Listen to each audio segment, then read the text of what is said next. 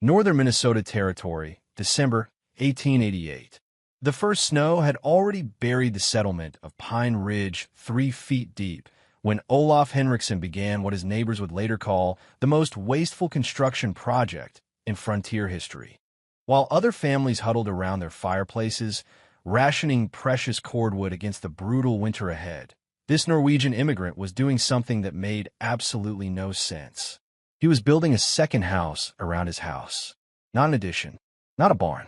A complete wooden shell that would encase his entire log cabin within a gap of empty air.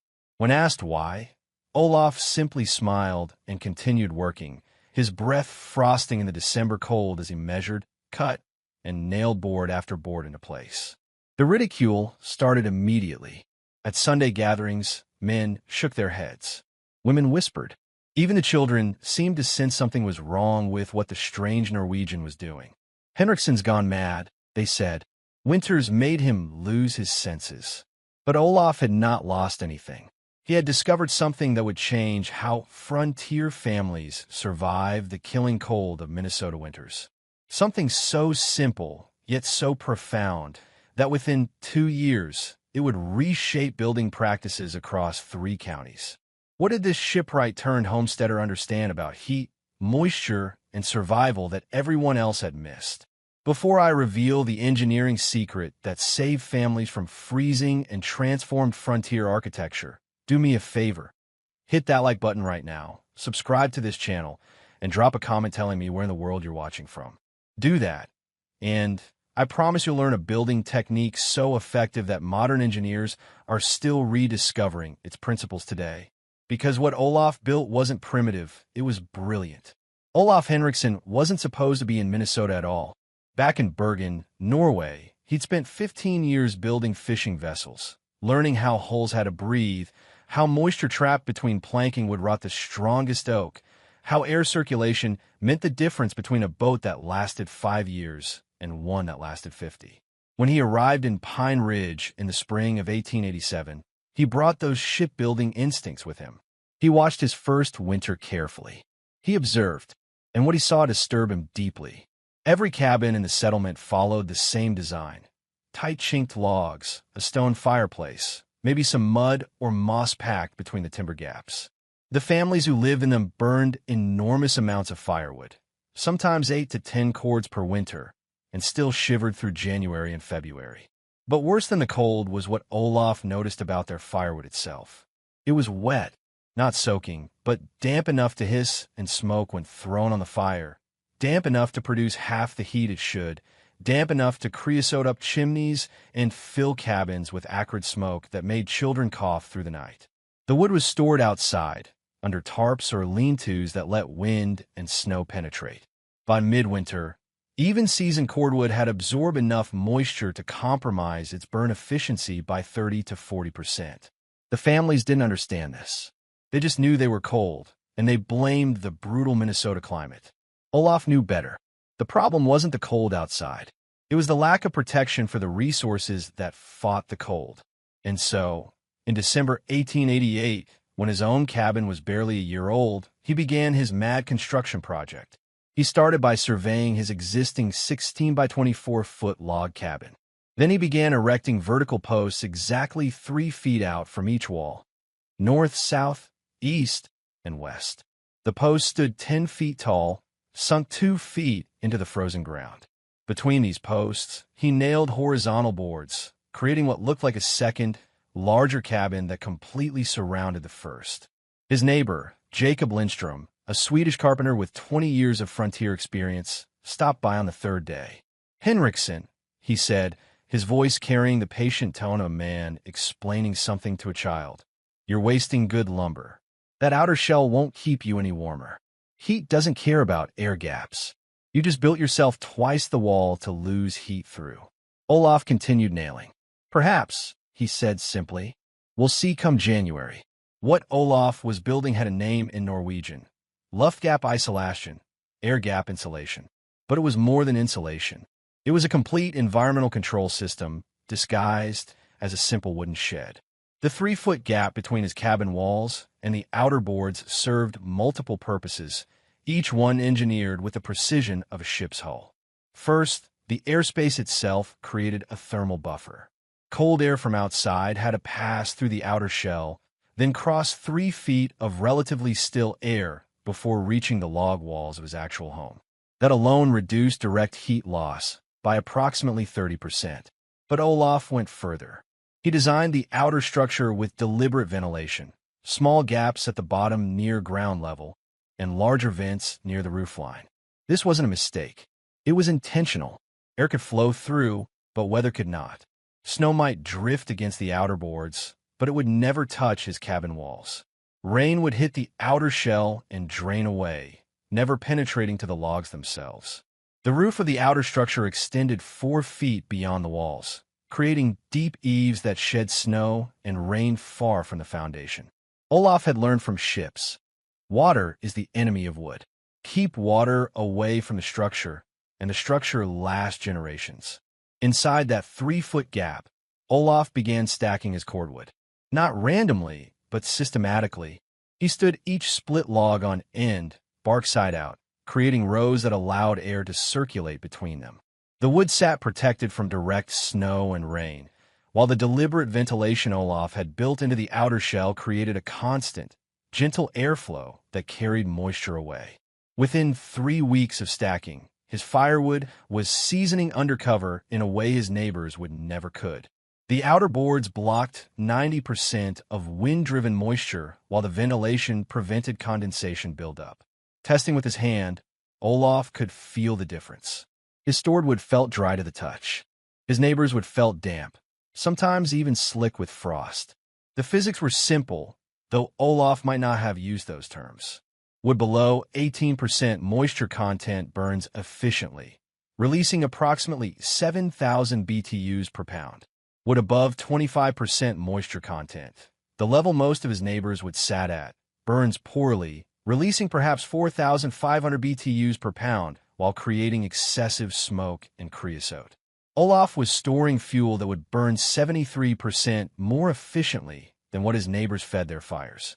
And he was doing it with construction that cost him perhaps 6 extra days of labor and 200 board feet of lumber. Lumber that would pay for itself and save firewood within a single winter. But none of his neighbors understood this yet. They just saw a man who'd wrapped his house in what looked like an oversized shed, and they thought him foolish. By Christmas 1888, Olaf's double-shell construction was complete, and Pine Ridge had reached a consensus. Henriksen had built the stupidest structure anyone had ever seen. At the settlement's holiday gathering, the ridicule became public. Jacob Lindstrom, the Swedish carpenter, stood before the assembled families and did the mathematics for everyone to see. That Norwegian, he announced, gesturing with his pipe, has used 43% more lumber than his cabin required. 43%. He's got enough wood in that outer shell to have built a proper barn, or a summer kitchen, or a smokehouse. Instead, he's got air. 3 feet of empty air. The crowd murmured agreement. Resources on the frontier weren't abundant. Every nail, every board, every ounce of labor had to count. Waste was almost sinful. An experienced builder named William Hutchins, who'd constructed 17 cabins across the Minnesota Territory, shook his head slowly. "I've built through winters where men lost fingers to frostbite while working," he said. "I've chinked logs so tight you couldn't slide a knife blade between them. That man's outer boards are loose. I can see gaps from here. He'll freeze worse than any of us, and he'll have wasted good lumber doing it." Even the settlement's minister, Reverend Amos Pritchard, weighed in during a sermon. While he didn't name Olaf directly, his meaning was clear. The Lord values wise stewardship of resources. He does not favor those who build grand monuments to their own vanity while practical needs go unmet. Olaf's wife, Ingrid, felt the social pressure most acutely. At the women's quilting circle, conversations would quiet when she entered. One afternoon, Martha Lindstrom, Jacob's wife, spoke what others were thinking. "Ingrid, dear, you must talk sense to your husband. My Jacob says the structure won't even keep you warmer. It's just more wall for heat to escape through. All that work, all that lumber for nothing." Ingrid, who had watched Olaf calculate and measure and adjust his plans for months, simply smiled. "We'll see," she said quietly. "Winter will tell us what's wise and what's foolish." But privately, even Ingrid had moments of doubt. The outer structure had cost them $240 in lumber and nails, nearly half their annual income.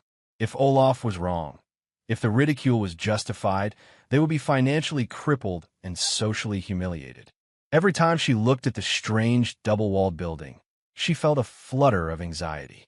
Olaf himself seemed unbothered by the criticism. He continued his preparations, now stacking cordwood in the gap between the walls with the same methodical precision he'd used in the construction. When neighbors passed and made jokes, "Building a house for your firewood, Henriksen," or "Next you'll put a roof on your wood pile," he simply nodded and continued working. What his neighbors didn't know was that Olaf had been keeping careful records. Each day, he noted the temperature, the wind direction, the humidity. He measured the moisture content of his stored wood using a simple technique he'd learned on the docks, weighing sample pieces, then checking them again days later. His wood was drying, steadily, measurably drying, even in the depths of winter. Their wood was not. But proof wouldn't come from measurements or explanations. Proof would come from survival. And in January 1890, proof was about to arrive with brutal, undeniable force.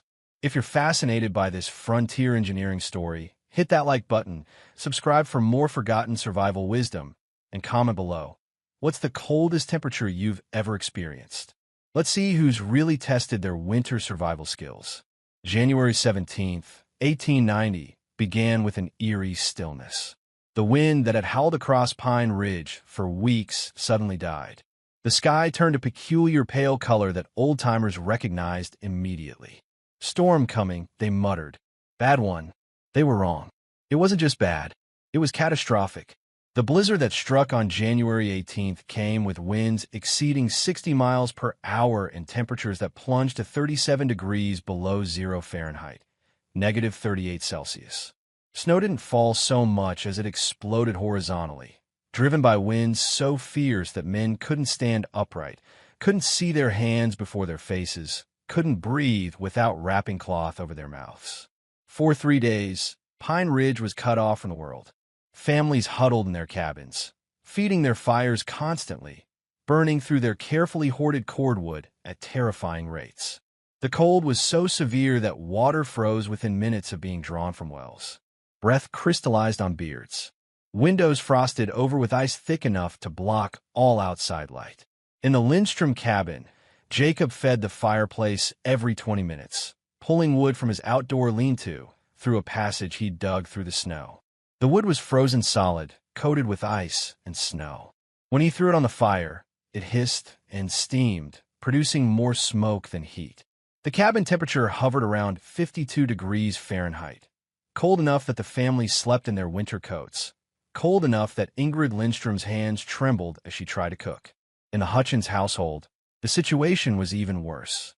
William had run low on firewood by the second day and was burning greenwood cut just weeks before, wood with moisture content above 35%. The fire smoldered more than burned. Temperatures inside dropped to 48 degrees. His youngest daughter, only 6 years old, developed a deep cough that wouldn't stop. But in the Henriksen cabin, something different was happening. Olaf had awakened the first morning of the storm and walked calmly to his outer structure. The wind screamed outside, but within the 3-foot gap between his cabin and the outer shell, the air was merely moving, not raging. He selected dry wood from his stored stacks, wood that had been seasoning in this protected space for over a year now. The pieces felt light in his hands, properly cured, with moisture content below 15%. He carried an armload inside and built his fire. The wood caught immediately, burning hot and clean with minimal smoke. The flames roared up the chimney with the bright, intense heat that only truly dry wood can produce. By mid-morning, his cabin had reached 68 degrees Fahrenheit. By afternoon, it held steady at 70 degrees. The stone hearth Olaf had built absorbed the heat and radiated it back throughout the day and night. He fed the fire every 45 minutes instead of every 20. His carefully stacked cordwood, protected from the elements, was performing exactly as he'd calculated it would. On the afternoon of the second day, through a brief lull in the storm, Jacob Lindstrom struggled through chest-deep snow to check on the Henriksons. He expected to find them suffering like everyone else, perhaps worse given that foolish double-wall construction. Instead, when Olaf opened the door, a wave of genuine warmth rolled out into the frigid air. Jacob stood stunned in the doorway. The cabin was warm, actually warm. Ingrid was cooking without her coat. The children were playing on the floor in their regular clothes. The fire burned steadily in the hearth, and beside it, Olaf had stacked perhaps 20 pieces of dry firewood. "Ow!" Jacob asked simply, his voice barely a whisper. Olaf gestured toward the outer structure, where rows of seasoned cordwood stood protected from the killing cold, the wind, the ice. "The wood stays dry," he said. "Dry wood burns hot. Hot fire needs less fuel. Simple." Jacob stood silent, calculations running through his mind. He'd already burned through 2 full cords in just 2 days. At this rate, he'd run out of wood before February ended. And his wood was getting wetter, not drier, every time he pulled it from his snow-covered lean-to. "That gap," Jacob said slowly, "it's not just insulation. It's storage, protection, your whole winter supply, seasoning under cover." "Yes," Olaf said, "and the airspace keeps the cabin walls dry too. No frost, no rot. This cabin will last 50 years, maybe more." Jacob returned to his own freezing cabin that afternoon with a new understanding. He'd been wrong. They'd all been wrong. But pride is a difficult thing to surrender, and he said nothing to the others. Not yet. The storm broke on the 4th day. When families emerged to assess the damage, they found Pine Ridge transformed. Snow drifts reached the eaves of some cabins. Livestock had perished, and cordwood supplies across the settlement had been devastated. Not just burned through, but ruined. Wood that had been stored outside was now ice-logged, frozen solid, nearly impossible to burn effectively. Olaf Henriksen stepped from his double-shell structure with his children, all of them warm and well-fed. His firewood supply remained abundant, dry, and ready. He consumed perhaps 1.5 cords during the storm, half what his neighbors had burned. The questions began that very afternoon. Word of the Henriksen family's remarkable comfort during the blizzard spread quickly through Pine Ridge, but skepticism died hard. People needed proof, not stories, not impressions, but measurable, undeniable evidence that Olaf's foolish construction was actually superior. Jacob Lindstrom, the carpenter who'd been Olaf's harshest critic, decided to conduct a proper investigation. On February 3rd, 1890, 2 weeks after the Great Storm, he arrived at the Henriksen homestead with a proposal. "I want to measure everything," he told Olaf. "Temperature, wood consumption, moisture, everything. And I want to compare it to my own cabin under identical conditions." Olaf agreed immediately. He'd been keeping his own records since the structure's completion, but having an independent witness, especially one who'd publicly doubted him, would carry far more weight with the community. For the next 3 weeks, Jacob made daily visits. He brought a spirit thermometer he'd ordered from Minneapolis, accurate to within 2 degrees Fahrenheit. Each morning at sunrise, noon, and sunset, he recorded temperatures in both cabins. The results were stunning. The Henriksen cabin maintained an average interior temperature of 68 degrees Fahrenheit throughout the measurement period. The Lindstrom cabin, of comparable size and with a similar stone fireplace, averaged 54 degrees. That 14-degree difference represented a massive improvement in livability, the difference between genuine comfort and mere survival. But temperature was only part of the story. Jacob also tracked firewood consumption with meticulous precision. He counted every log, measured the diameter and length of each piece, and calculated volume. Over those 3 February weeks, the Henriksen household burned through approximately 3/4 of a cord of wood. The Lindstrom household, trying to maintain similar temperatures, consumed 1 3/4 cords, more than double. The mathematics were irrefutable. Extrapolated across a full winter season, Olaf would burn roughly 4 cords of firewood to maintain comfort. Jacob's family would burn 9 cords for comparable warmth. In a region where cordwood sold for $6 per cord, that represented a savings of $30 per winter, enough to buy a milk cow or a full year's supply of flour or the lumber for a barn. But perhaps most revealing was the moisture content analysis. Jacob selected random pieces from both wood piles and weighed them carefully on a merchant scale. Then he split the pieces and examined the interior wood. Olaf's cordwood, stored in the protected gap of his double shell structure, showed moisture content between 12 and 15%. Jacob's wood, pulled from his outdoor lean-to, tested between 26 and 32% moisture. Jacob knew enough about combustion to understand what this meant. Wetwood doesn't just burn poorly, it actively works against the fire.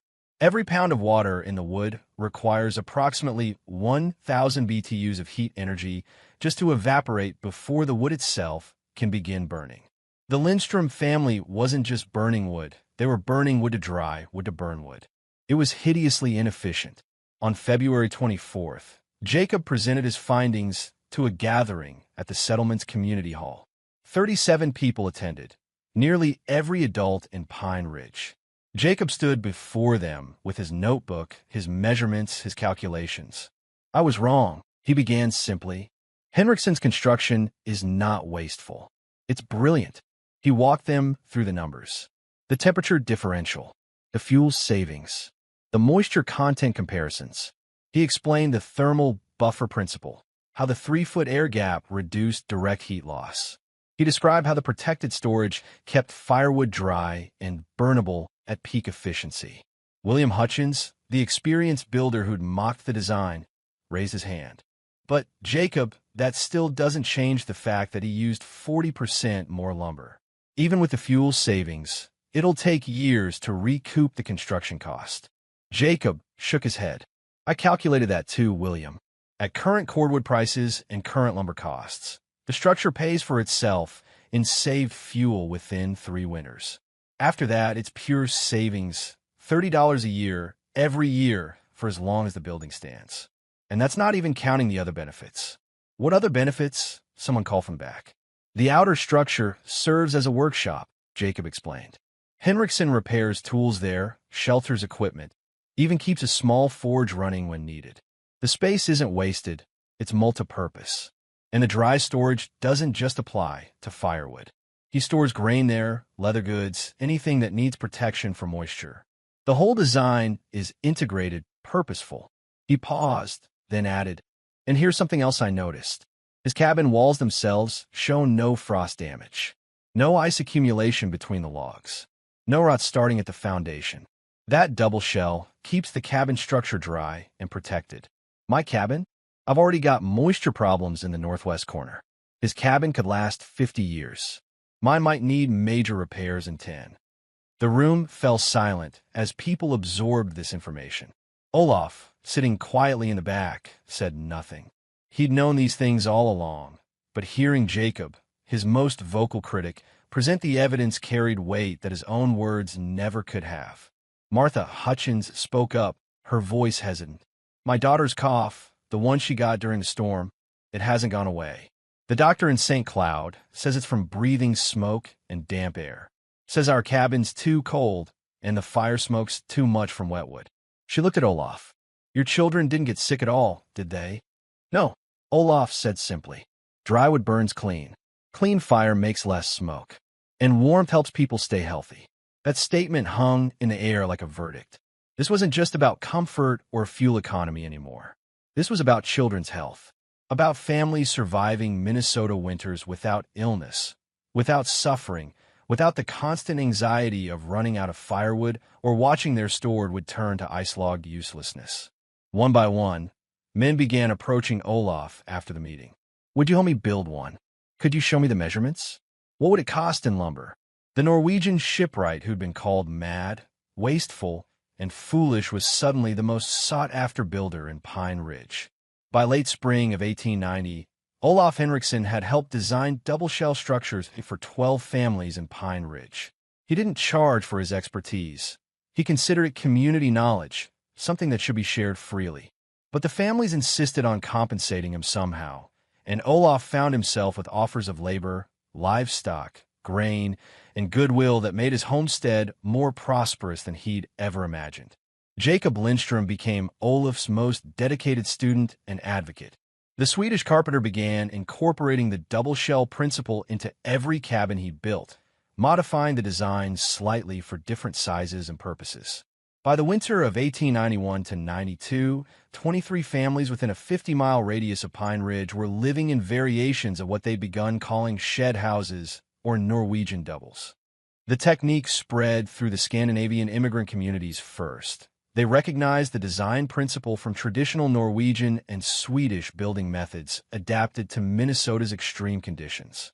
But soon, even American-born settlers who'd initially mocked the concept were adopting it. The evidence was simply too compelling to ignore. Word reached the Minnesota Agricultural Extension Service in St. Paul by 1893. A field agent named Robert Whitmore traveled to Pine Ridge specifically to document the shed house phenomenon. His report, published in the 1894 Minnesota Farm Almanac, included detailed drawings, measurements, and testimonials.